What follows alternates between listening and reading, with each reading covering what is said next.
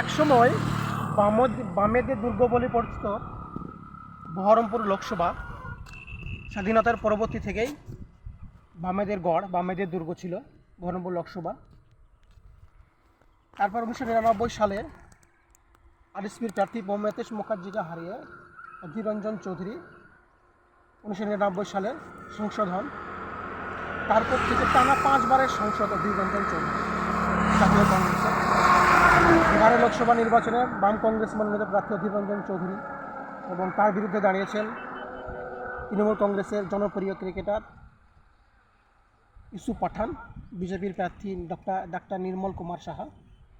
কে জিতবে বহরমপুর লোকসভা দেখাই যাক। আমজনতা কি বলছে চলুন আমরা দেখে নিই। ভোট তো শুরু হয়ে চলে আসলো। বাম কংগ্রেস থেকে দাঁড়িয়েছে অধীর রঞ্জন চৌধুরী আর তৃণমূল কংগ্রেস থেকে দাঁড়িয়েছে ইউসুফ পাঠান। কে জিতবে বলে মনে হচ্ছে, অধীর রঞ্জন চৌধুরী না ইউসুফ পাঠান? অধীর চৌধুরী জিতবে আপনার মনে হচ্ছে? উন্নয়ন হয়েছে আপনার এলাকায়?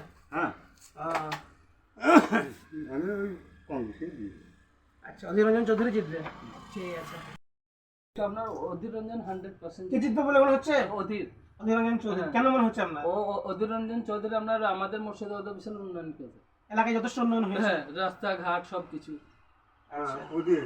ইউসুফ পাঠানকে চিনেন তো? ইউসুফ পাঠানকে না, না, ওর বাড়ি হচ্ছে গুজরাট, তাহলে কি করে চিনবো? তাহলে মুর্শিদাবাদে 1 নম্বর হচ্ছে অধীর। আচ্ছা, কিন্তু আমরা যদি বিধানসভা ভোটে গত 2021 সালে বিধানসভা ভোটে দেখি, কিন্তু বিধানসভা ভোটের নিরিখে অধীর রঞ্জন চৌধুরী 4 লাখের উপরে ভোটে পিছিয়ে আছে। কিন্তু এটা কি অতটা সহজ বলে মনে হচ্ছে আপনার? সহজ মানে আরো সহজ হয়ে যাবে জিততে হবে। অধীর ম্যাজিক আবার ফিরে আসবে, আবার ম্যাজিক ফিরে আসবে, আর অধীর আর রাস্তাটা আরো ক্লিয়ার হয়ে যাবে।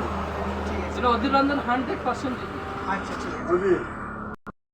এই মুহূর্তে আমরা আছি ভরতপুর বিধানসভার ভরতপুর 1 ব্লকের মধ্যে। দেখে নেবো এখানকার আমজনতা কি বলছে, অধীর না পাঠান।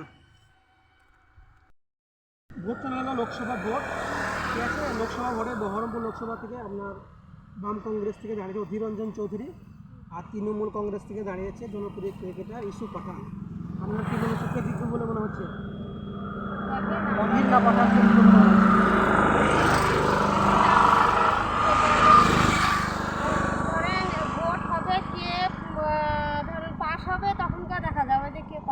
না, তা আপনার কি মনে হয়? আমার কোনো মনে হয় বুঝতে পারছেন না। আপনার এলাকায় উন্নয়ন হয়েছে?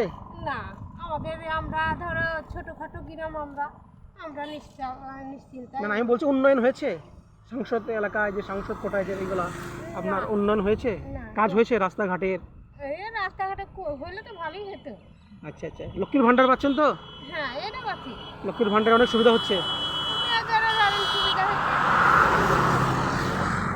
লক্ষ্মীর ভান্ডারের টাকা আপনার অনেকটাই কাজে লাগছে, তাই তো? হ্যাঁ, লাগছে। ধরে না, নিজের মেয়েরা যা নিজের ইচ্ছা টাকাটা হাতে পাচ্ছে, নিজের ইচ্ছা মতন জিনিস কিনছে, তাই।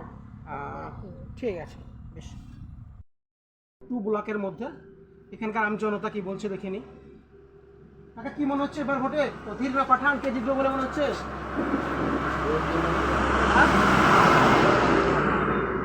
বলতে পারবেন না? আপনার এলাকায় উন্নয়ন কতটা হয়েছে? উন্নয়ন কতটা হয়েছে? উন্নয়ন মানে কাজ কতটা হয়েছে? কাজ কি কতটা করেছে অধীর চৌধুরী না তৃণমূল কংগ্রেস? তাদের কাজ বেশি হয়েছে? না, আপনার নিজস্ব মতামত বলবেন। ও, আপনারা এখানকার নন? অধীর জিতবে। কিন্তু বিধানসভা ভোটের নিরিখে যদি আমরা দেখি 2021-এর, তাহলে কিন্তু অধীর চৌধুরী প্রায় 4 লাখের উপরে ভোটের পিছিয়ে আছে। কি মনে হচ্ছে, জিতা অতটা সহজ না পাঠান ছকটা হাঁকিয়ে দেবে? এবার মনে হচ্ছে এই এলাকাটা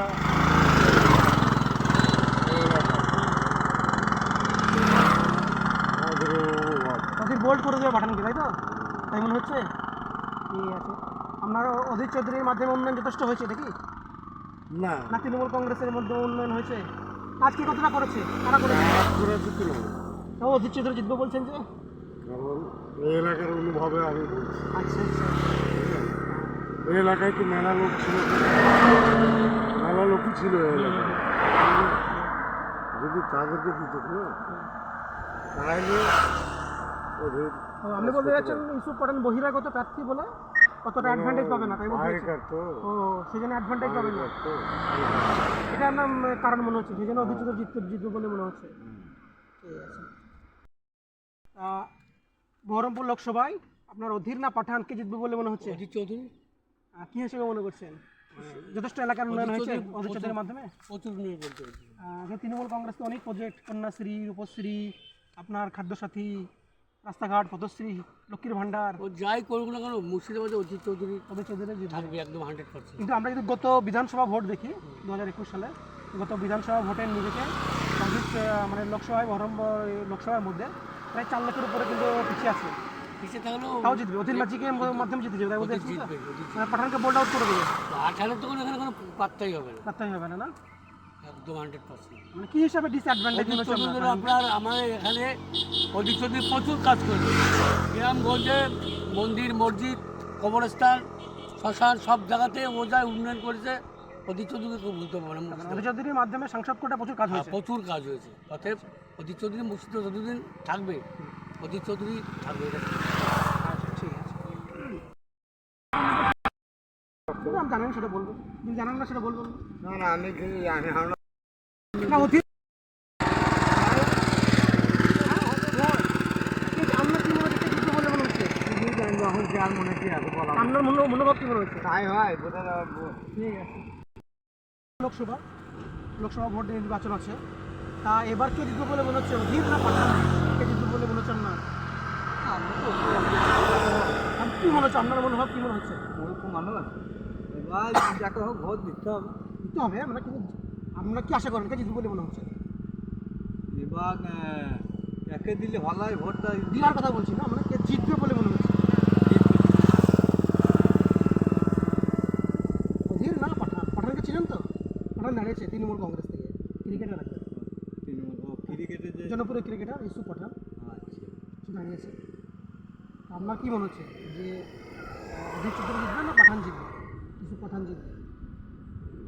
এখন তো অজিত চৌধুরী বলছে কি হবে তাই বলছে সেটাই তো। তাই বলছে তাই সব। আমরা এলাকা উন্নয়ন কতটা হয়েছে, যথেষ্ট হয়েছে? কোন পার্টি থেকে হয়েছে? অধীর চৌধুরী সংসদ কোটা থেকে না আপনার তৃণমূল কংগ্রেস থেকে উন্নয়ন হয়েছে? এখন তো তৃণমূল কংগ্রেস থেকে উন্নয়ন হয়েছে। তৃণমূল থেকেই তো সব কিছু দিচ্ছে। আর কংগ্রেসও কই এখন তবুও অধীর চৌধুরী জিতবেন বলছেন যে? হ্যাঁ তবুও অধীর চৌধুরী জিতবে বলছেন যে? মনে হচ্ছে নাকি? বলতে হয় তাই কেউ বলছে। উন্নয়নে অনেকটা তৃণমূল কংগ্রেসে গিয়ে, হ্যাঁ উন্নয়নের দিক দিয়ে। তৃণমূলে তো সবই তো দিচ্ছে সব মমতা বেকার ভাতা আর তো ওই অধিক অধিক আমি তো কাজ করতে লাগে না কাজ দেয় না। তাও আপনার মনে হচ্ছে অধীর চৌধুরী জিতবে তাই মনে হচ্ছে, তাই তো? লোকে বলছে তাই শুনছেন? সব শুনছি তাই বলছি তাই কিন্তু আচ্ছা আচ্ছা, বেশ, ঠিক আছে। ভোট দিবেন না? ঠিক না, ব্যাগ থেকে খেটে খাবো। বিহারে যাবেন? হাওয়া কার বেশি মনে হচ্ছে? বুঝতে পারছি কি, উন্নয়ন কতটা হয়েছে? বুঝতে পারবো, কোন পার্টি উন্নয়ন করেছে বেশি? আমার বড় কম থাকি। কম থাকে তা এলাকার উন্নয়ন, রাস্তাঘাট। আরে ভাই পেটে ভাত চাইলে তুমি দেখবো ঠিক আছে, না, এই বাড়ি ঘর পেয়েছি না কিছু হয়েছে। পেছেন না? ওই তৃণমূল কংগ্রেসের মাধ্যমে হচ্ছে না? অনেক অনেক প্রকল্প আছে তো। না না, মেলা দেখেছি, মেলা ভোটের ছিলাম, কিছু নাই, না খালি কিছু নাই, আচ্ছা আচ্ছা, খেটে সব কিছু করতে হয়। বাইরে ভোট বলছি লোকসভা ভোট তো চলে এলো, তা কি মনে হচ্ছে অধীর চৌধুরী না পাঠান কে জিতবে বলে মনে হচ্ছে? অধীর চৌধুরী কেন মনে হচ্ছে আপনার? আমার দেশের লোক আমি কত থাকবে। আচ্ছা, আর ইউসুফ পাঠান কেন জিতবে না মনে হচ্ছে? হ্যাঁ তা বলতে পারবো না। বহিরাগত তাইতে? না তাহলে আমি একটা কথা বলি, হ্যাঁ, আমার এলাকায় আমি দেখবো। আচ্ছা আচ্ছা, মানে এলাকার সন্তান অধীর চৌধুরী ভূমিপুত্র সেজন্য বলে মনে হচ্ছে? মুর্শিদাবাদ ডিস্ট্রিক্ট, আমার মুর্শিদাবাদে একটা পার্লামেন্টের লোক থাকা ভালো। অধীর চৌধুরী থাকুক, অধীর চৌধুরীর মাধ্যমে এলাকার উন্নয়ন কতটা হয়েছে? পার্লামেন্টে যাবে না কেউ। এলাকার উন্নয়ন কতটা হয়েছে? অনেক অনেক উন্নয়ন হয়েছে। অনেক আমি সন্তুষ্ট অধীর চৌধুরীর হ্যাঁ। উন্নয়নে। খুব সন্তুষ্ট। আচ্ছা, তাহলে জিতবে মনে অধীর চৌধুরী বলে মনে হচ্ছে? ঠিক আছে।